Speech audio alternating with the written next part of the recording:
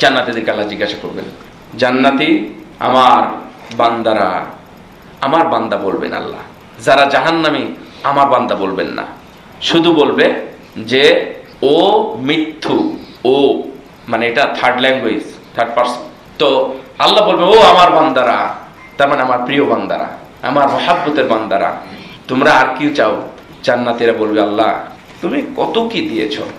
প্রথম বলবে জাহান্নামের আগুন দাউ দাউ করে জ্বলতেছে, ওই আগুন থেকে তুমি আমাদেরকে মুক্ত করেছো, এর চাইতে বড় চাওয়ার কি হতে পারে?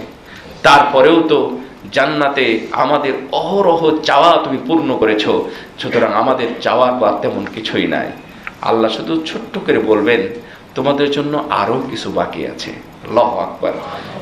এটা যখন বলবে তখন জান্নাতীরা সবাই মনে মনে বলবে কি আছে, কি আছে, কি আছে, সবই তো পেলাম, সবই তো আছে, কি আর বাকি আছে? তখন আল্লাহ রাব্বুল আলামিন, মহান সৃষ্টিকর্তা, মহান আল্লাহ, তাওয়াব, সালাম, গফফার, গফুর, রহিম, এত গুণ সিফাতের অধিকারী মহান আল্লাহ তার চেহারাকে খুলে দেবেন। আল্লাহু আকবার।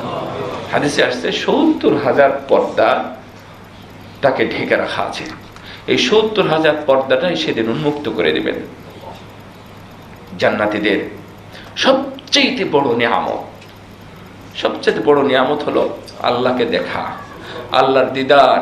এটা সেদিন জান্নাতীরা চেয়ে চেয়ে দেখবে।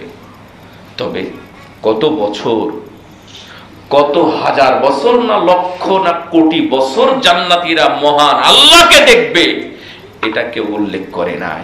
হয়তোবা হাজার হাজার লক্ষ লক্ষ বছর কেটে যাবে, শুধু মানুষ জান্নাতীরা মহান আল্লাহকেই চেয়ে চেয়ে দেখবে। সুবহানাল্লাহ। মহান আল্লাহ এত সুন্দর হবেন।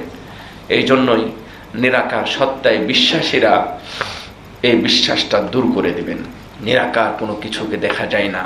মহান আল্লাহ রাব্বুল আলামিন কিয়ামতের ময়দানে তার পা খুলে দিবেন সিজদা করার জন্য। আপনি তাদেরকে নিরাকার, তাকে নিরাকার বলেন? সেই মহান নিরাকার সত্তা না, ওনার সূরা আছে। আল্লাহ রাব্বুল আলামিনকে আমরা সেই দিন দেখবো। এটাই হচ্ছে আমাদের বড় নিয়ামত। আল্লাহ যেন আমাদেরকে সেই দিন দেখার সুযোগ করে দেন।